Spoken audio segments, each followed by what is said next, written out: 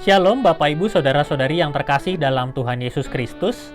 Kita akan mengikuti Sapa Sabda yang diambil dari Pedoman Saat Teduh 4B GKI Residen Sudirman, Sabtu 13 Agustus 2022 dengan tema Menghadapi Situasi Susah. Sebelum kita merenungkannya, mari kita bersatu di dalam doa. Tuhan yang penuh kasih, pimpin dan sertai kami ketika kami merenungkan firman-Mu, supaya kami bisa mendapat kekuatan, pencerahan, sekaligus kami juga dimampukan untuk melakukannya. Di dalam nama Tuhan Yesus, kami berdoa. Amin. Bacaan kita pada hari ini diambil dari Ibrani pasal 11 ayat 29 sampai pasal 12 ayat yang kedua. Ibrani 11 ayat 29 sampai Ibrani 12 ayat yang kedua. Karena iman, maka mereka telah melintasi Laut Merah sama seperti melintasi tanah kering. Sedangkan orang-orang Mesir tenggelam ketika mereka mencobanya juga. Karena iman, maka runtuhlah tembok-tembok Yeriko setelah kota itu dikelilingi 7 hari lamanya. Karena iman, maka Rahab, perempuan sundal itu tidak turut binasa bersama-sama dengan orang-orang durhaka, karena ia telah menyambut pengintai-pengintai itu dengan baik. Dan apakah lagi yang harus aku sebut? Sebab aku akan kekurangan waktu apabila aku hendak menceritakan tentang Gideon, Barak, Simson, Yefta, Daud, dan Samuel, dan para nabi, yang karena iman telah menaklukkan kerajaan-kerajaan, mengamalkan kebenaran, memperoleh apa yang dijanjikan, menutup mulut singa-singa, memadamkan api yang dahsyat, mereka telah luput dari mata pedang, telah beroleh kekuatan dalam kelemahan, telah menjadi kuat dalam peperangan, dan telah memukul mundur pasukan-pasukan tentara asing. Ibu-ibu telah menerima kembali orang-orangnya yang telah mati, sebab dibangkitkan. Tetapi orang-orang lain membiarkan dirinya disiksa dan tidak mau menerima pembebasan, supaya mereka beroleh kebangkitan yang lebih baik. Ada pula yang diejek dan didera, bahkan yang dibelenggu dan dipenjarakan.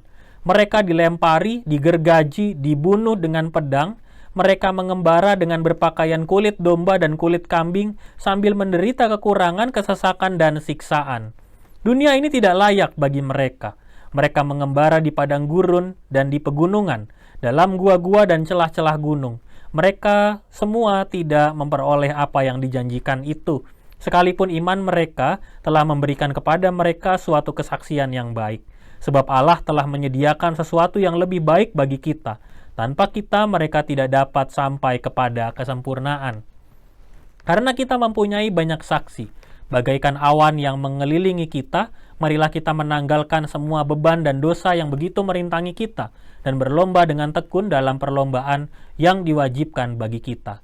Marilah kita melakukannya dengan mata yang tertuju kepada Yesus yang memimpin kita dalam iman, dan yang membawa iman kita itu kepada kesempurnaan, yang dengan mengabaikan kehinaan, tekun memikul salib ganti sukacita yang disediakan bagi Dia, yang sekarang duduk di sebelah kanan tahta Allah.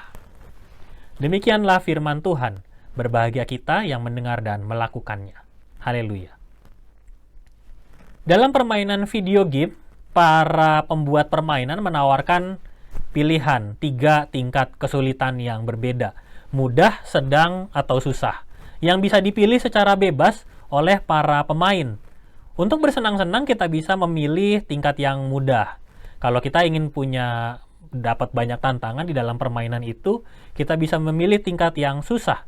Sayangnya di tengah kehidupan kita dan ketika kita menghadapi persoalan, kita tidak punya pilihan itu. Biasanya kita langsung berhadapan dengan situasi yang susah. Pistis atau iman telah dipersaksikan oleh kisah-kisah perjuangan di dalam Perjanjian Lama. Dalam bagian ini, penulis Ibrani mengutip beberapa kisah tersebut agar menjadi teladan ketika kita berjuang dalam perbuatan-perbuatan iman, karena iman menjadi dasar dalam semua aspek kehidupan. Iman menjadi fokus karena pembaca mula-mula surat ini adalah orang-orang Kristen Yahudi yang membutuhkan kekuatan dan konsistensi dalam hidup beriman. Umat Israel pada masa Perjanjian Lama begitu patuh kepada Tuhan karena mereka memiliki iman yang kuat. Iman yang kuat itu berasal dari pemahaman tentang Allah yang berkuasa di dalam kehidupan mereka.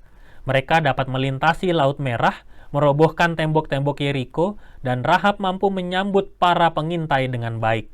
Hal ini membuktikan bahwa rintangan susah bisa menjadi mudah jika kuasa Allah menjadi andalan untuk menolong orang-orang beriman. Penulis Ibrani juga menuliskan tentang kisah beberapa tokoh di ayat ke-32-38 yang merupakan perbuatan iman yang nyata. Mereka menghadapi sesuatu yang semula dianggap mustahil, akan tetapi mereka berhasil melewatinya. Berdasarkan kesaksian iman tersebut, para tokoh tetap setia walau menghadapi situasi yang susah. Mereka mampu menjalani hidup teguh beriman. Penulis Ibrani secara sengaja juga menempatkan kisah-kisah perjanjian lama karena kisah tersebut dikenal oleh para pembaca yang merupakan orang-orang Kristen Yahudi. Kisah-kisah itu ditempatkan juga untuk memberikan bukti nyata kuasa Allah di masa lalu yang mampu menolong setiap orang beriman dan kemudian berpuncak pada iman kepada Yesus Kristus.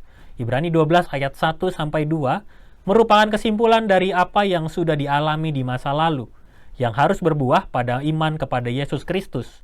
Buah itu muncul dari keinginan untuk menanggalkan beban dan dosa, serta tekun beriman seperti kesaksian pada masa lalu.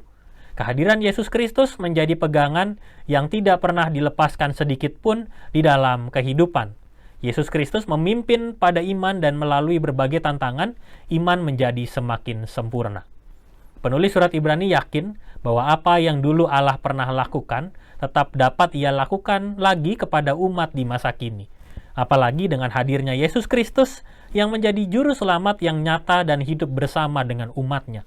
Dengan demikian, ketika orang Kristen Yahudi yang baru mulai percaya kepada Kristus ini mendapatkan penganiayaan dan penderitaan, mereka tidak melepaskan imannya. Mereka tetap bertekun dalam iman dan itulah yang akan menjadi kesaksian nyata tentang cara hidup bersandar pada kuasa Allah. Mari kita merenungkannya. Iman kita bisa melemah ketika kita merasa bahwa kita tidak mampu menghadapi situasi yang susah di dalam kehidupan kita. Kita menghindar, bahkan melarikan diri dari masalah-masalah yang susah, sehingga atau bahkan masalah itu mungkin tidak pernah diselesaikan sampai pada hari ini. Di satu sisi kita menjadi orang yang beriman, tapi di satu sisi yang lain kita menghindar dari masalah. Melalui perenungan hari ini, kita belajar untuk dapat memakai iman kita, bersandar kepada Allah dan siap untuk menghadapi berbagai tantangan yang ada di depan kita. Setiap hal yang sulit akan membuat kita semakin kuat bersandar dan teguh beriman kepadanya. Mari kita berkomitmen. Dengan pertolongan Tuhan, saya siap menghadapi situasi sulit yang ada di dalam kehidupan saya. Mari kita berdoa. Tuhan, tuntunlah kami agar kami siap dan berani menghadapi persoalan dalam kehidupan kami, dan janganlah buat kami selalu melarikan diri kami dari tiap masalah, tapi mampukan kami menghadapinya. Kemampuan, hikmat, kebijaksanaan Tuhan berikan kepada kami. Di dalam nama Tuhan Yesus kami berdoa. Amin.